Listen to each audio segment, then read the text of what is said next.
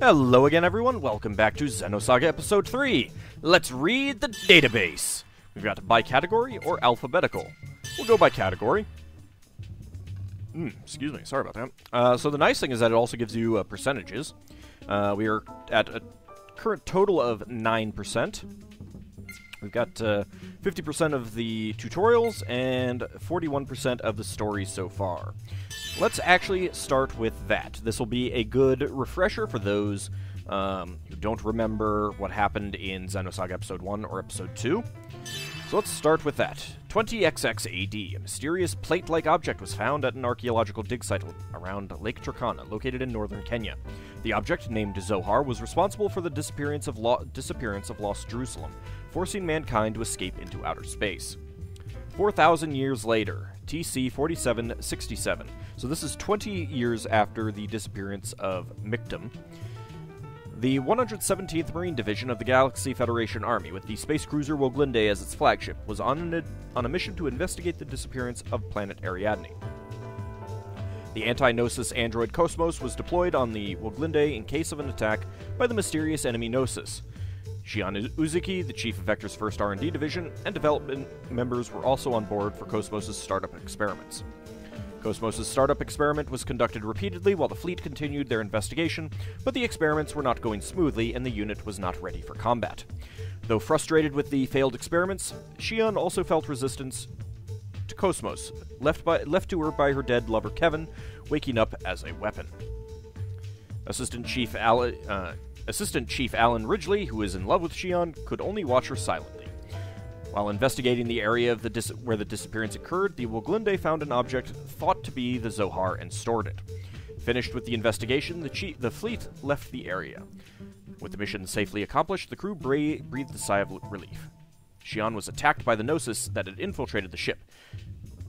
I feel like you've skipped a step here, guys. As she lost consciousness, she saw an image of a mysterious girl that called herself Nephilim.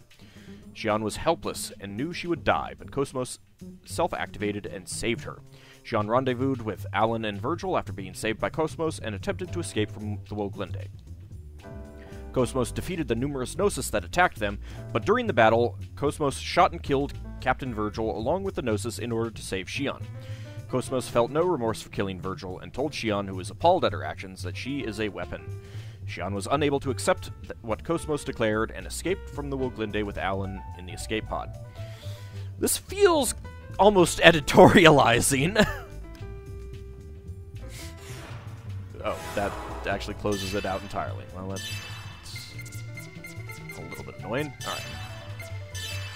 Next up, we've got Summary 02. Shion was rescued by a space cargo vessel, the Elsa, and met a boy named Chaos, who possessed strange powers. In front of Shion, Chaos disintegrated a Gnosis just by touching him.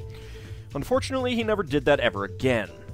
She was surprised by his power, while Chaos silently smiled at her. The captain of the ship, Matthews, accepted KOS-MOS's high-handed request and headed for Second Miltia with Shion and Alan. Meanwhile, the cyborg Ziggy was on a lone mission on the asteroid Pleroma, by the request of the Galaxy Federation's Contact Subcommittee to retrieve the kidnapped 100 series prototype Realian Momo from the UTIC organization. I do want to mention that the Pleroma is from Gnostic texts as the source of, what is it, like divine essence or something like that? Can't remember exactly, but just thought I'd toss that in there. Momo was targeted by the UTIC commander Margulis due to the secret document known as the Y-Data that was embedded into her subconscious domain by Joachim Mizrahi. Ziggy was able to safely rescue her and escape Pleroma with a small vessel, but was pursued. While on their way to Second Miltia, the Elsa detected Ziggy and Momo, who were under attack. They destroyed the UTIC organization's autotech and saved them. After conferring with Joachim Mizrahi, Ziggy and Momo stayed on board the Elsa to go to Second Miltia. Later, the Elsa rendezvoused with the heavily armed ship, the Durandal, that was investigating the UTIC organization. Shion and the others met a boy named Junior, who was a member of the board of directors of the special foundation known as the Kukai Foundation. Junior, with ties to the Second Miltia government, understood the situation surrounding Momo and invited them to stay at the Kukai Foundation. They got a little respite at the colony owned by the Kukai Foundation, courtesy of the representative director, Guinan Kukai. Margulis, who had been watching them, created a trap for the Foundation in order to obtain the Y data that lay dormant in Momo. By Margulis' scheme, the Foundation was surrounded by a Federation fleet on grounds of treason against the Federation. They were arrested and detained by the army, but they proved their innocence with the battle data recorded in KOS-MOS. They were safely released from the army, but Margulis had already ordered possession of Momo. The man in charge, Albedo Piazzolla. Did they actually ever mention his last name previously? I don't remember them doing that. Was a URTV, a bioweapon created during the Miltian conflict 15 years ago, and a man obsessed with Junior, another URTV like him. Albedo accepted Margulis' request and powered the Song of Nephilim, an invention of madness by Joachim Mizrahi in Miltian space. Second Miltia and the Kukai Foundation were in danger from the swarm of Gnosis that appeared in Miltia space from the Song. Momo was kidnapped by Albedo and taken to the Song of Nephilim when she stayed behind to treat the injured. Junior was enraged when he found out that Momo had been taken. Xion used KOS-MOS's phase cannon to force the Song of Nephilim to appear in real space. After successfully entered... oh, God, I am, botching this reading today. They successfully entered it and saved Momo while cornering Albedo. However, Albedo managed to escape when a mysterious cloaked individual known as Testament suddenly appeared before them. Albedo had gone mad and brought the massive factory Proto-Merkaba into existence using the Y-data fragment he acquired from Momo. Albedo tried to destroy Second Miltia with Proto-Merkaba, which was powerful enough to take on the Gnosis. Xion and the others attempted to destroy Proto-Merkaba from the inside to stop its attack. They successfully destroyed the main reactor at its center, which had fused with a Gnosis, but after losing its power source, Proto-Merkaba started to slowly fall to Second Miltia. Albedo laughed at Junior and left. Again, was that really necessary? I mean, it's like... You should be summarizing the game, not... whatever. KOS-MOS attempted to dismantle Proto-Merkaba from the inside to stop it from devastating Second Miltia. She was successfully able to dismantle it, and Proto-Merkaba disintegrated into numerous fragments. However, unable to get out of Second Miltia's gravitational field, the Elsa started to fall out of control as well. The Elsa was engulfed in the high temperature of the atmospheric plasma. Yeah, it's just, you talk about re-entry friction or something. Whatever. In order to save the Elsa, KOS-MOS exited the vessel to deploy her protective shield around the ship. Xion tried to stop her, but communication with her was cut off. Although her body was burned by the frictional heat, KOS-MOS deployed the shield. As if responding to her powers, Chaos's fists started to glow. The two powers surrounded the Elsa as white wings. Alright, I kind of feel like that wasn't very clear in the game. The Elsa emerged in the sunrise, and from the bridge, Xion saw KOS-MOS standing on the ship. Episode 2 summary. That kind of makes it feel like the game was not very long, doesn't it? TC 4753. The conflict that had broken out on Miltia had already spread its flames of war across the entire planet. To destroy the source of the conflict, the UTIC organization, and to capture the organization's founder, Joachim Mizrahi, the Galaxy Federation executed its third descent operation against the UTIC headquarters of Labyrinthos. Also sent in to neutralize the Zohar control system was the Federation's trump card, the URTVs, a Special Forces unit. Lieutenant General Helmer of the Galaxy Federation Special Operations Forces felt there was a danger in allowing contact between the URTV bioweapons and the Zohar control device. He inadvertently put into action a secret plan to protect the URTVs. With the cooperation of Vector's CEO, Wilhelm, Helmer sent in a new model mobile weapon, the ES Asher, and entrusted its two pilots, Chaos and Kanan, with the task of reaching Labyrinthos.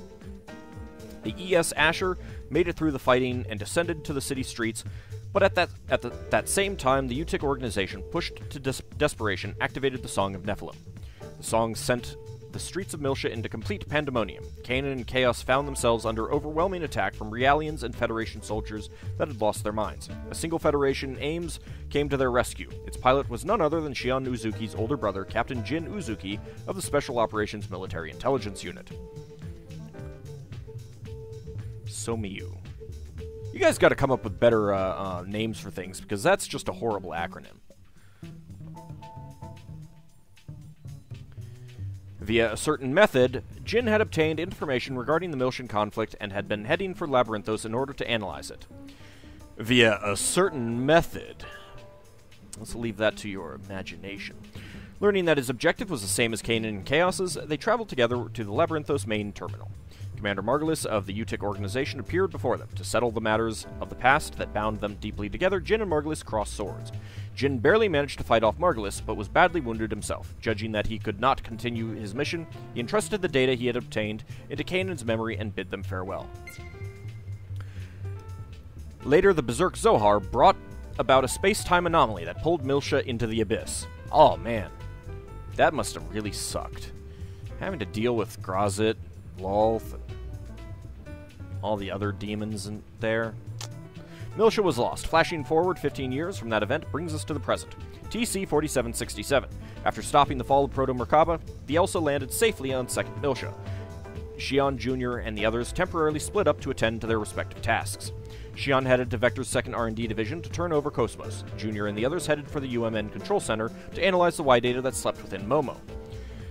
Finally freed from their previous danger, Junior and the others relaxed, but the mobile weapon team led by Pellegrini attacked Momo once more. To protect Momo, the group ran into the city, but the enemy forces attacked them without hesitation, and their escape routes were cut off one by one. They were saved from their predicament by Kanan in the ES Asher. Meanwhile, Xion finished handing over KOS-MOS and was reunited with her brother in the city. Xion felt a mix of emotions upon unexpectedly seeing her brother again, and was unable to be honest about her feelings. The events of the Milshan conflict 15 years earlier had built a wall between them. The next day, with the cooperation of the Durandal crew, the analysis of the Y data began. Also, as the representative of the contact subcommittee, Yuli arrived at the control center in order to be present at Momo's analysis procedure. Momo rejoiced at seeing Yuli again, but Yuli held a complex mix of emotions regarding Momo, who had been constructed in the image of her late daughter. Yuli welcomed the arrival of Junior's group, but she was unable to hide her troubled feelings toward Momo, the Realian girl who viewed Yuli as her mother. The analysis procedure was expected to go smoothly, but a trap set by Albedo was triggered. The Y data began to leak out. Yuli and the others tried to prevent the exposure of the data, but their desperate efforts proved futile, and the Y data continued to leak out. Observing the situation from the depths of her own consciousness, Momo shattered her own mind to sever the external link, stop the data flow, and protect Yuli and Joachim's legacy. But her action had a great cost, and all of Momo's functions shut down. Yuli's desperate treatment barely managed to prevent Momo's complete shutdown, but her mind had been shattered, and her consciousness would not return. Xion and Alan were at the second R&D division when they received a message from Junior telling them of Momo's dire situation. They hurried to the control center. Xion joined up with Junior and the others, and together they attempted to dive into Momo's subconscious domain to recover her mind. The world into which they dove turned out to be the memories of Sakura, the daughter of Joachim and Yuli, after whom Momo had been modeled.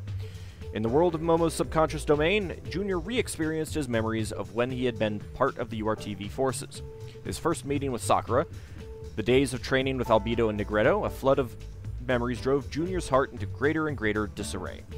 Finally, Albedo appeared before Junior and tormented him over his betrayal of his comrades. Junior exploded with anger toward Albedo after hurting Momo and was unable to control his red dragon power.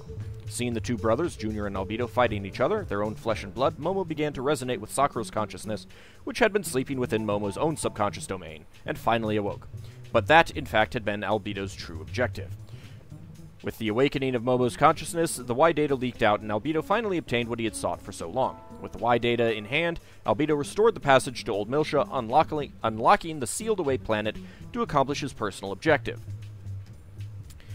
In other words, the first two games, we were essentially completely provoked into doing exactly what the villains wanted us to do the entire way.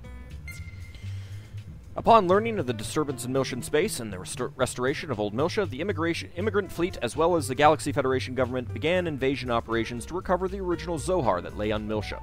Milshan space was in disarray, filled with a multitude of hopes and ambitions. To quell the chaos...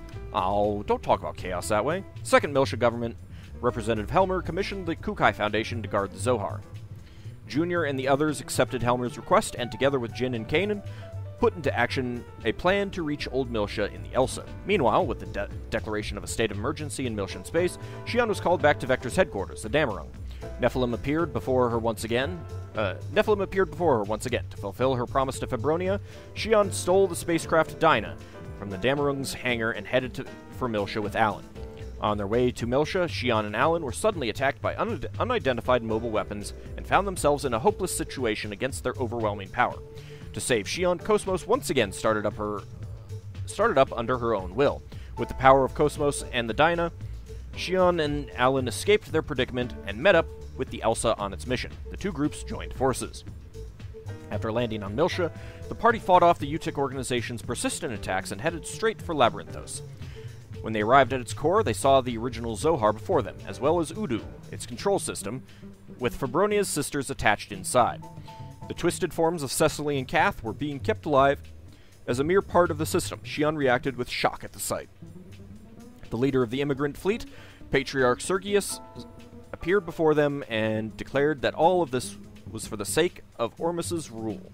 He then used the system to activate the Zohar. There was no way to stop the Zohar besides destroying the system, but that meant the death of Febronia's sisters. As Xion was overwhelmed with despair, the image of Febronia once again spoke gently to her.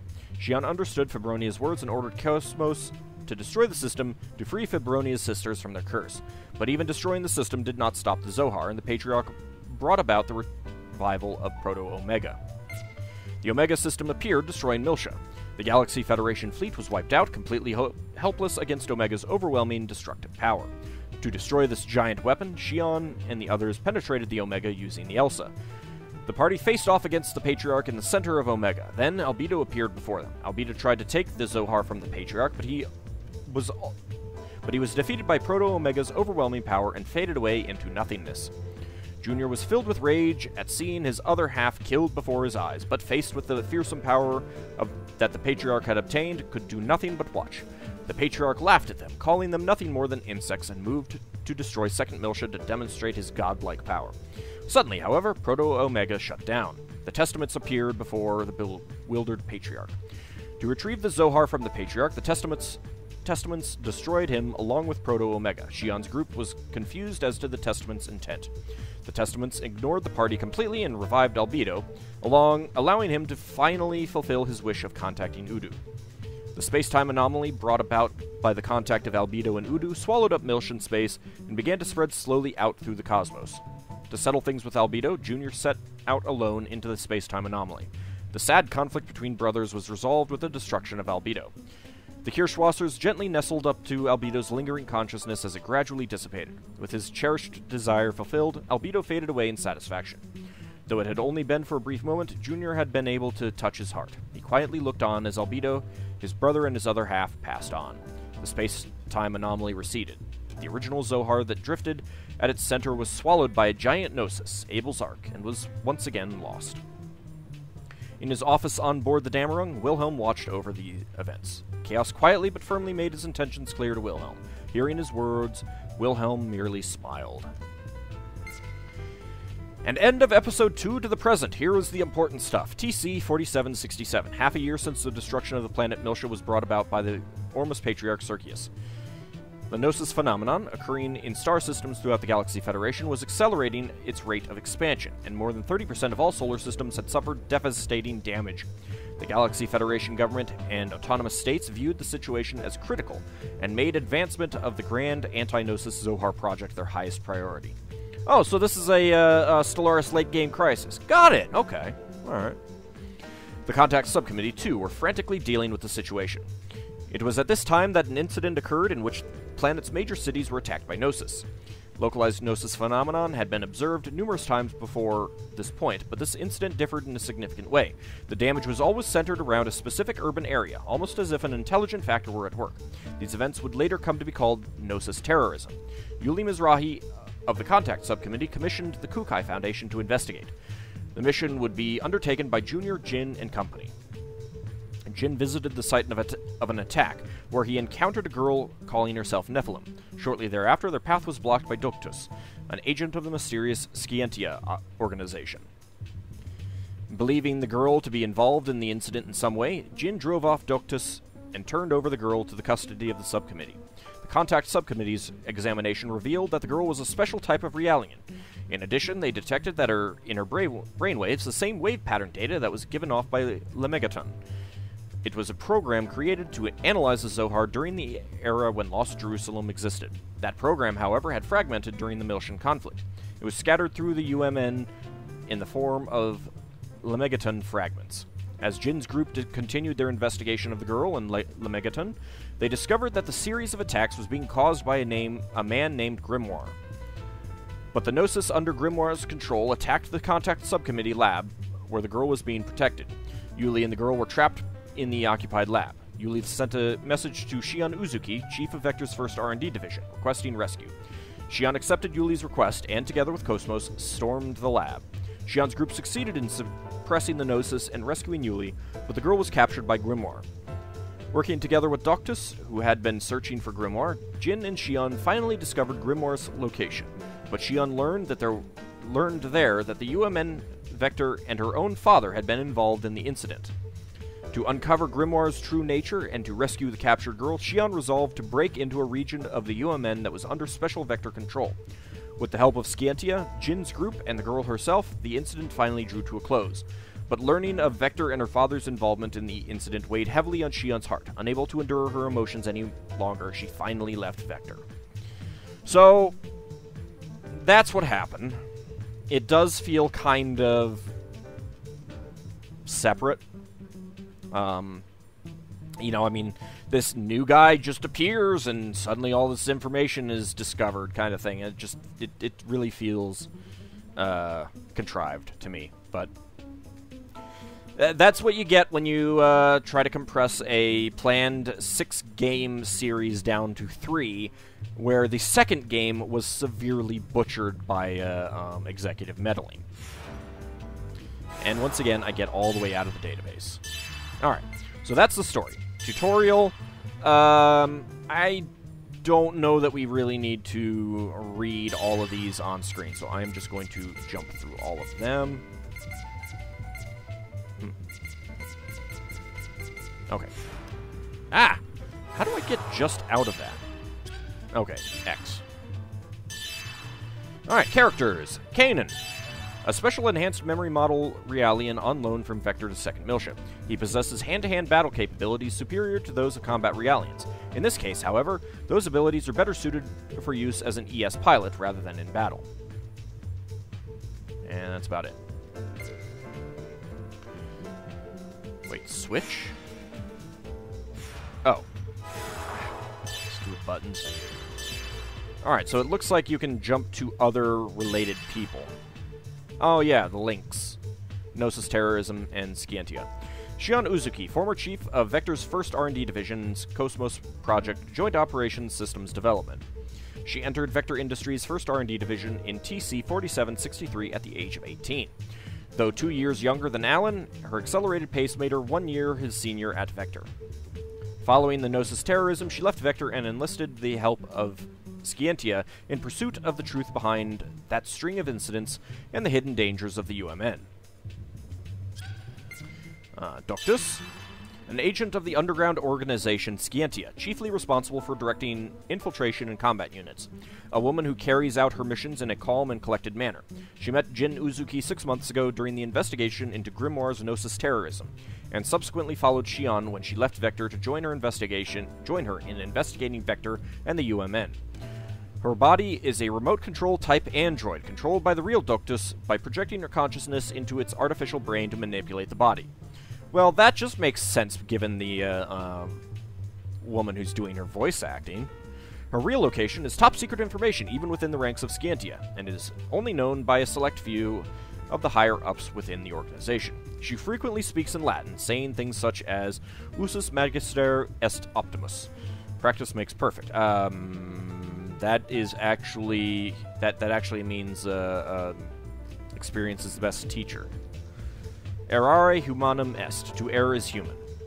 Yeah, okay, that looks correct. But I know that that is not correct. And Miyuki Itsumi, former systems programmer for Vector Industries' first R&D division, Shion's Jr.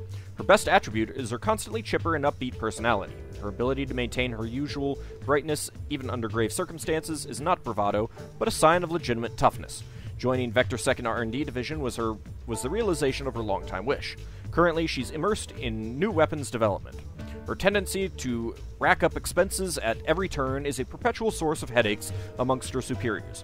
In a manner of speaking, she is a woman true to her own desires. Quite the mechanical whiz, she is always asking Shion and the others to try out her latest inventions, which includes Shion's MWS. Patent applications are something of a hobby for her. Cultural. Carnegie Structure Law. Basic theory that systemized the method to construct a virtual space within the UMN, conceived by the mathematician Carnegie, who was the head of Vector Industries Administration and Operations at the beginning of 4400 TC. After its formulation, all virtual spaces were constructed based on the structure law, except under special cases. Many believe that this theory advanced the research on virtual space by a century. The structure law was named after Carnegie to honor his achievement. However, details on how he reached this theory were never disclosed. There are rumors that the theory was completed with the help from leaders of Vector, but the truth is shrouded in mysteries.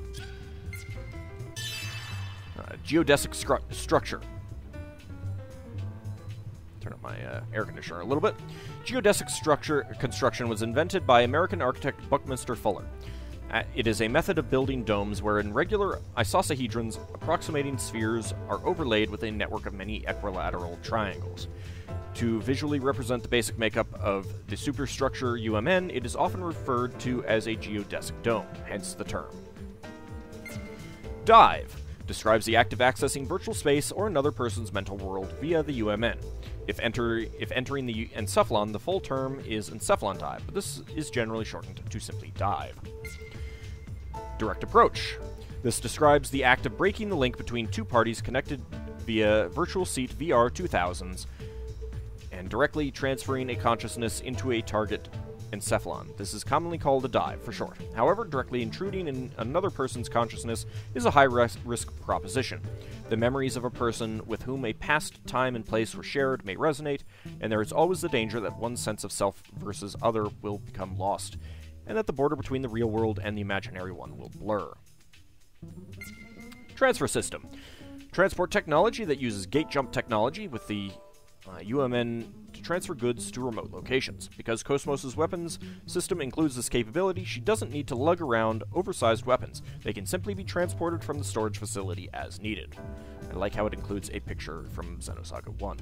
However, only goods with static data can be directly transferred. Theoretically, life forms with fluctuating data can be transferred directly, but it is more or less impossible given the major mental and physical difficulties that can arise. To transfer living things, one must use a spaceship equipped with the appropriate system. Neural monitoring. Before a connection can be made with certain areas accessed via the UMN, a user's psyche must be synchronized with the area. An operator can make a connection if the monitored user's mental wavelengths are synchronized with the desired area. If the wavelengths are not synchronized, then the operator can send sympathetic wavelengths to the user in an attempt to synchronize them. UMN stands for Unus Mundus Network. This is a wide-area information network connecting the entire galaxy. It is used in spatial hops and faster-than-light communications, taking advantage of its distinctive non-locality. It uses the EPR paradox, Einstein... no. Maybe not. I'm not sure. There's probably a linkage to that. It uses the EPR paradox to establish connections without being bound by time or space. The UMN was developed by Vector after Lost Jerusalem disappeared. Its administration was then handed over to the Galaxy Federation. However, no records remain from its development period, so there is no way to verify any of the details. Lately, a large number of Gnosis encounters have been reported on the UMN and within the Encephalon. The mastermind behind Gnosis terrorism, Grimoire Verum, has also used the UMN for various events, leading some to speculate about a connection between the UMN and the appearance of Gnosis. Unus Mundus refers to C.G. Jung's theory of the collective unconscious. It can explain the inconsistencies of synchronicity and the EPR paradox from a physics standpoint, as well as the mutually complementary connection and relationship between two minds and between mind and matter. In the story, it refers to a collective unconscious network where human consciousness are overlaid with and rendered alongside the network. Incidentally, if any of you don't understand one of these concepts, ask me. I may be able to explain it. I've read up on some of the stuff that I didn't understand in the past, so... UMN transfer column. One must use the UMN to gate jump. UMN transfer columns... Oh, I should mention that we will be learning more about the UMN as we progress through the story, so that's... You may want to wait for that. one must use the UMN to gate jump. UMN transfer columns are areas that serve as gate jump portals. I should also point out that a lot of this is fantasy technology. These columns exist as relay points in each designated area and connect pairs of transfer gates. Each column has its own range of influence, and it is not possible to gate jump outside of a column's effective area. Gate jumping also incurs a toll that is collected whenever a column is used. The toll, charged on a pay-as-you-go basis, varies according to the distance traveled through hyperspace and ship classification. An average ship like the ELSA would pay 24.6 G per unit of hyperspace traveled. A special oversized ship, such as the Durandal, would pay about 3.85 times the toll of an average ship. Wow, that's awfully precise. UMN Pulse, signals indicating transport routes to spaceships, constantly being transmitted by UMN transfer columns. When a gate jump is performed, one must receive either the destination pulse each column emits, or the route pulse each column receives. God damn, I keep pressing that button. Events. Gnosis Terrorism. Wow, we've got one item and we're 10% complete. Impressive. Gnosis Terrorism. Popular name for the Gnosis attacks that were brought about half a year ago. Along with several accomplices, the ringleader, a man named Grimoire Verum, manipulated the Gnosis and attacked the capital cities of several planets. According to reports from the Contact Subcommittee, which was responsible for the investigation, Grimoire and his accomplices all died within the UMN. Their goals and the methods by which they controlled the Gnosis are still unknown, pending further investigation. Pulled my headset. Furthermore, Xion and Jin were involved in this incident. After its resolution, the KOS-MOS project was halted, and Xion decided to leave Vector. The KOS-MOS project was halted? You bastards. God damn, why do I keep pressing that button? Alright, locations. The game uses the Japanese button layout rather than the US button layout, where circle is the accept and X is normally cancel. Triangle closes out everything. And of course, US style tends to put it as X is accept and circle is cancel. Alright, S-line division. The S-line division, also referred to as S-line. This is the term for Vector's data administration section within the UMN, categorized into 4 ranks, S, A, B, and C, based on level of importance. S-line, okay, so it's like S is higher than A, B, and C, okay. Based on level of importance. S-line, where Vector's classified information is stored, is the highest ranking section. Therefore, it cannot be accessed without the CEO's permission.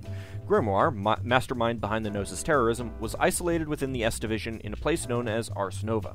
He controlled the Gnosis from within the S division as he attacked cities on multiple planets.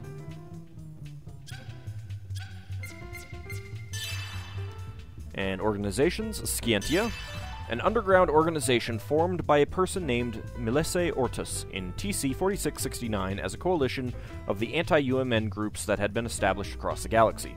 Even as an underground group, its scope is large. It uses proprietary network technology located throughout the Galaxy Federation to interact with the UMN, and to search for the truth behind it and Vector.